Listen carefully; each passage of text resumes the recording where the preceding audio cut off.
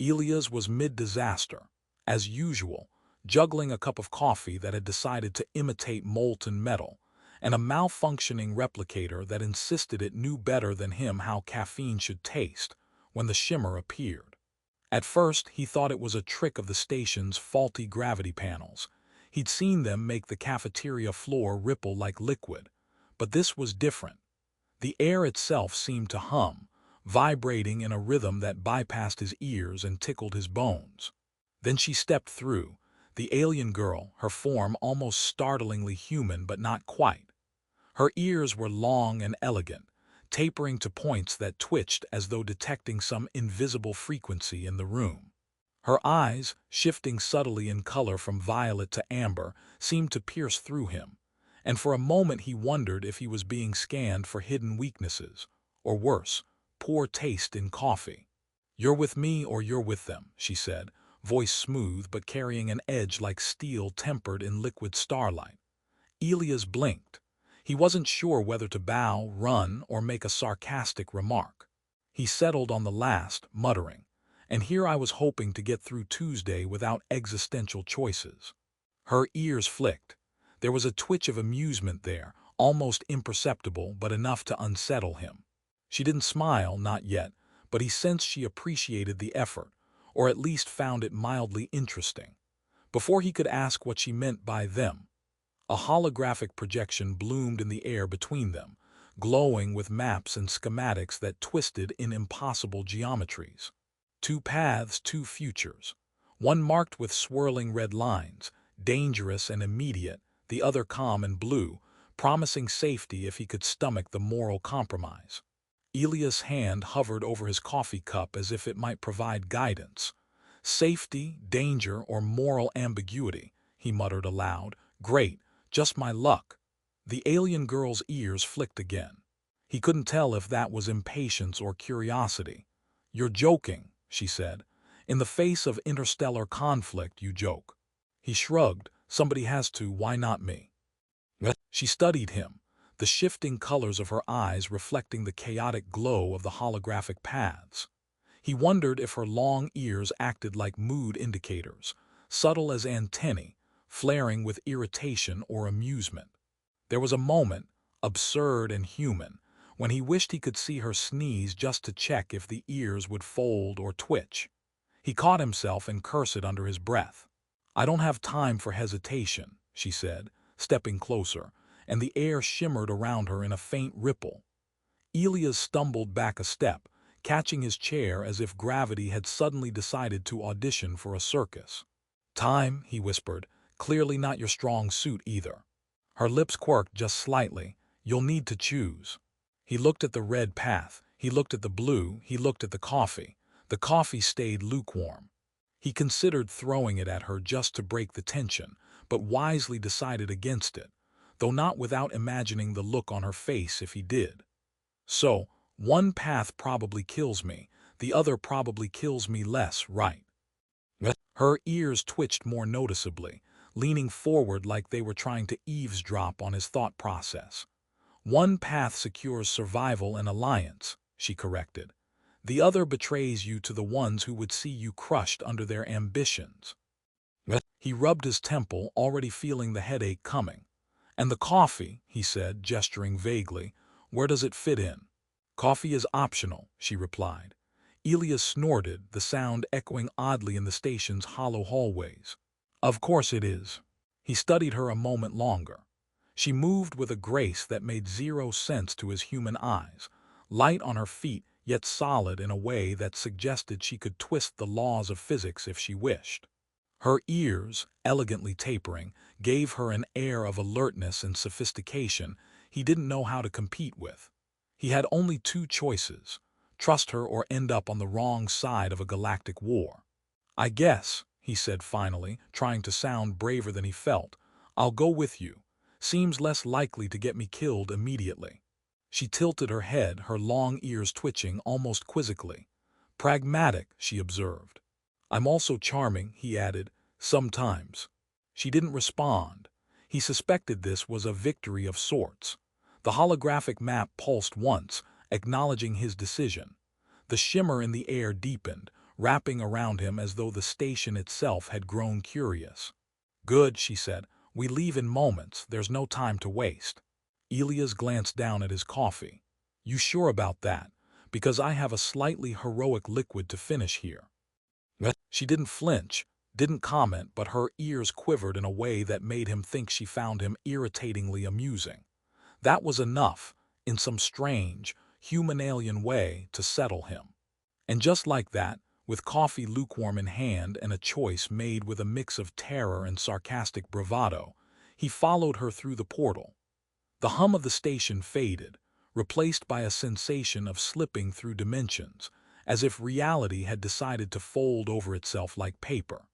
Elias braced himself, half expecting a violent explosion of light or some complicated alien bureaucracy, but instead found himself caught between awe and absurdity, caught entirely in the orbit of a girl whose ears could hear his hesitation before his brain had even formed it. He didn't know if he'd survive the journey. He didn't know if he'd survive her judgmental ears. But he did know one thing. Tuesdays, apparently, were never normal. The portal spat them out into a corridor that curved and twisted in ways Elias could not reconcile with any earthly geometry. He staggered slightly, gripping the rail, which immediately shifted under his weight as if the station itself were a living thing testing his balance. The alien girl, Leora, he now knew, floated ahead, her long ears streaming behind her like delicate sails catching a silent wind. "Watch your step," she said without turning. "Gravity here is flexible." "Flexible?" Elias echoed, feeling a flicker of vertigo as the floor beneath him tilted sideways for no discernible reason. "That's a charming way of saying my ankles are about to file a formal complaint." Leora glanced back, a twitch in her ears betraying a flash of amusement. "You will adapt." "I adapt well," he said, trying to sound confident as he accidentally kicked a panel that popped open to reveal a swarm of glowing, holographic insects. "Okay, maybe I adapt with flair."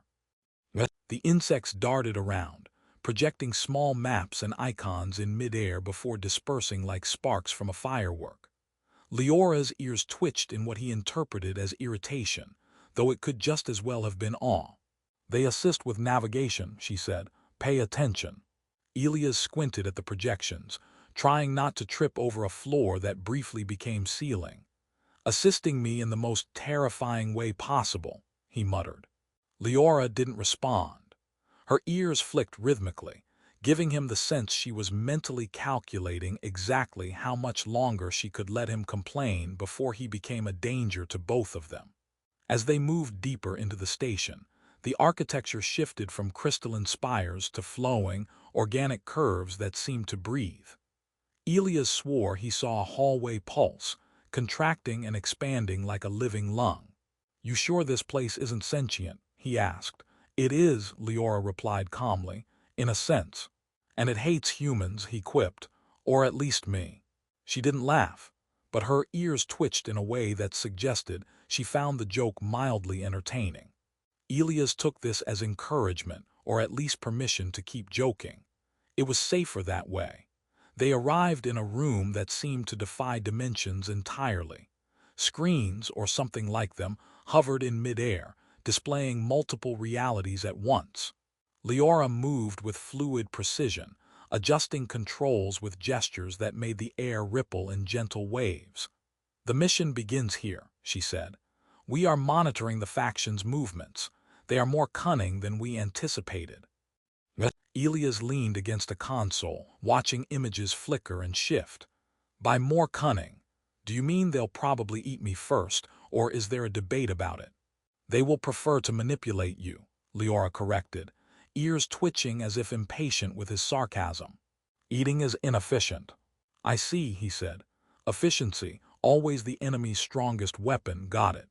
They spent hours, or what felt like hours, in a place where time bent like the hallways, going over strategy.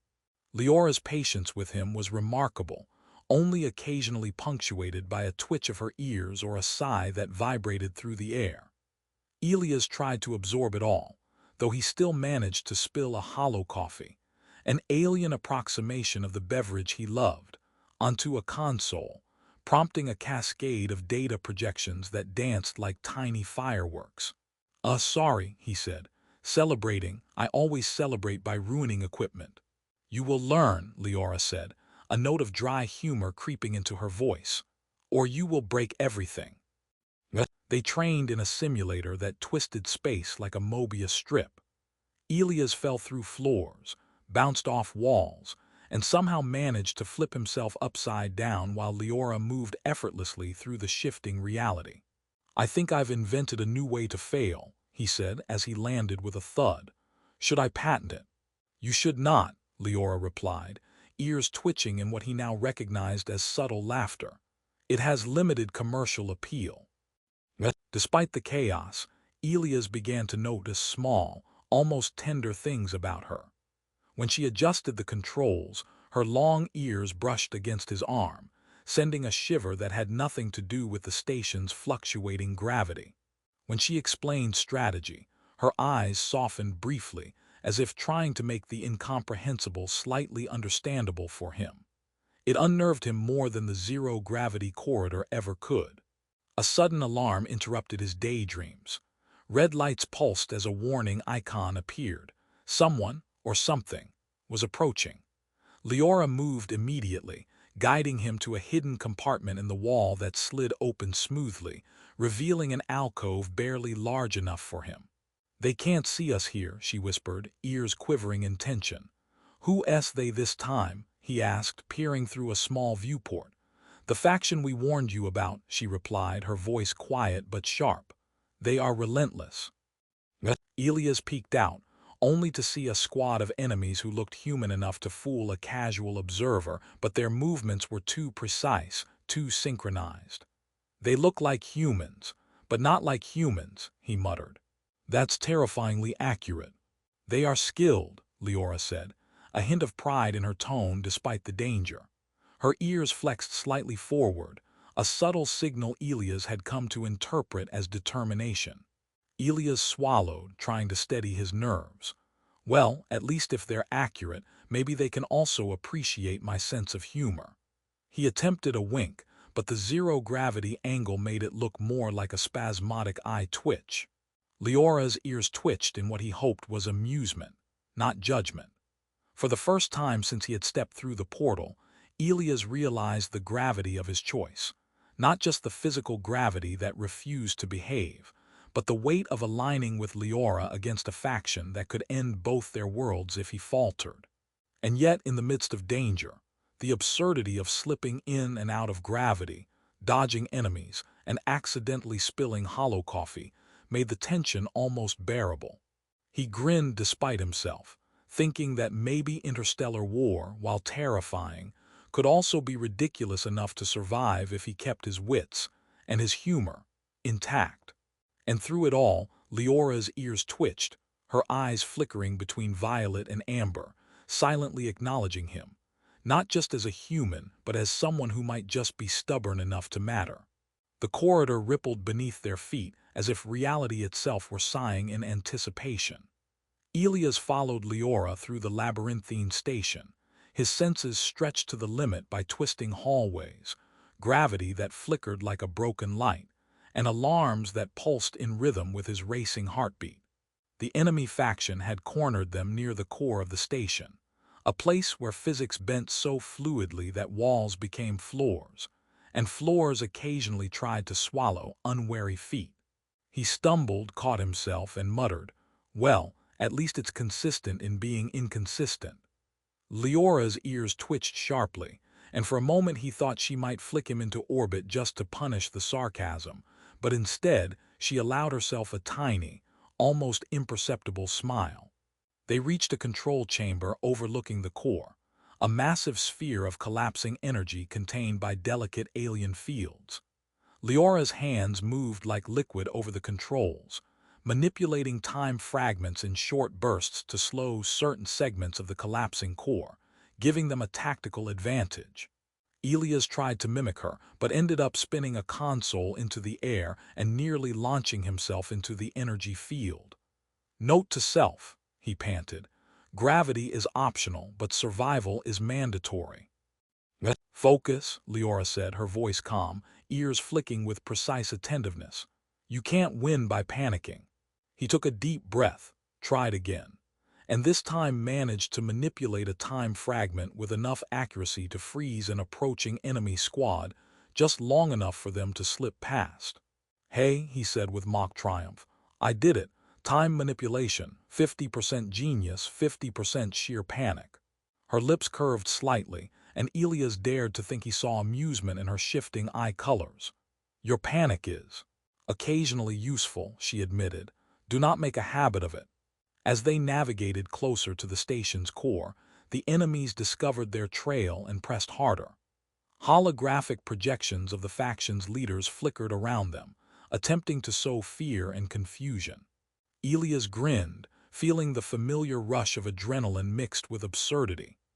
I always wanted to be chased by scary holograms, he said, ducking behind a console that, in a spectacular breach of physics, had turned into a wall of liquid glass. And here I am, dreams do come true. Leora didn't laugh aloud, but her ears twitched in a manner he had come to recognize as the closest thing she had to approval. Together, they reached a platform suspended over the core, the energy sphere thrumming dangerously beneath their feet.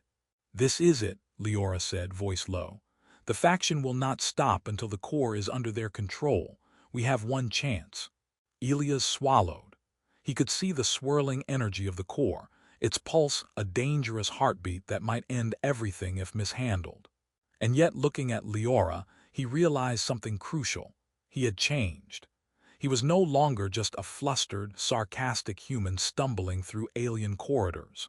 He had learned precision, trust, and the subtle art of reading another being's intentions, even if that being had ears that moved like their own language. He felt a calm focus he had never known before, tempered with humor that had survived countless near disasters. Ready? Leora asked, her long ears flicking forward. Let's do this, he said. They leapt into action. Elias deployed a temporal anchor, stabilizing the unstable fragments of the core while Leora rerouted the faction's attacks, manipulating energy flows and time fields in perfect synchronization. The enemies pressed, but the duo's combined skill and, yes, a touch of sheer human stubbornness, turned the tide. Elias, mid-leap, executed a maneuver that should have been impossible, landing precisely on a control panel that redirected a surge of energy toward the enemy, neutralizing their advance. Okay, he shouted, that looked cool, right? Somebody record this for posterity. Leora's ears twitched upward, a sign she was impressed, or at least that she recognized his contribution. Well executed, she said, voice low and firm. Now stabilize the remaining fields quickly. Working together, they brought the core under controlled regulation, and the station shuddered once, then settled into a quiet hum. The enemy faction had been thwarted, their plans collapsed along with the unstable energy streams they had attempted to harness.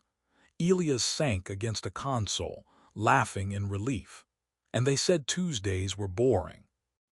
Leora approached him, calm as ever, and for the first time Elias noticed the depth in her eyes, the subtle shifts that mirrored emotion and thought in ways humans could only guess. You did well, she said. Better than I expected. He raised an eyebrow, grinning. Flattery, from a girl with ears that could detect sarcasm before I even thought it. Dangerous. They are not just ears, Leora said, voice almost tender. They are a part of who I am. And you learn to listen, not just hear. That is rare. Elias chuckled, a sound of relief, exhaustion, and something tender he didn't quite understand. Well, he said, I learned from the best. Also, I think I've officially survived interstellar warfare. Should I get a badge or something? Her lips quirked, a subtle smile that lit her shifting eyes. Consider this the badge, she said, and perhaps something more, trust, companionship. Perhaps even something you might call friendship. Elias felt a warmth in his chest, one that had little to do with survival adrenaline and everything to do with the bond they had formed. Friendship, huh? Dangerous territory. But I think I can manage it with you. The station now quiet, they moved to the observation deck. watching the first light of a distant star filter through reinforced windows, casting prisms across the crystalline structures. The world outside was safe for the moment, fragile but beautiful, and Elias felt something he hadn't felt before. Not fear, not sarcasm, not confusion, but clarity. The journey had changed him, honed him, and connected him to a being unlike any other, whose ears had taught him lessons beyond words. He turned to Leora, whose long ears twitched gently in the starlight. "So," he said with a grin, "what now? You take me back to normal life, or we go find more ridiculously dangerous missions." She smiled faintly, eyes shifting from amber to violet. "Now you rest. There will be time for missions. And perhaps in time, we explore what comes next together." Elias laughed softly, the tension of countless near-deaths finally melting. "Together, huh? I think I like the sound of that." And as the starlight danced across the station, Elias realized he had chosen not just a side in a war, but a side in life. He had faced the impossible, embraced the absurd, and learned that courage was more than survival. It was trust, humor, and daring to care in a universe that rarely paused to notice. The station hummed, alive and quiet, and for the first time he felt the weight of fate balanced not on panic, but on purpose. Tuesdays would never be boring.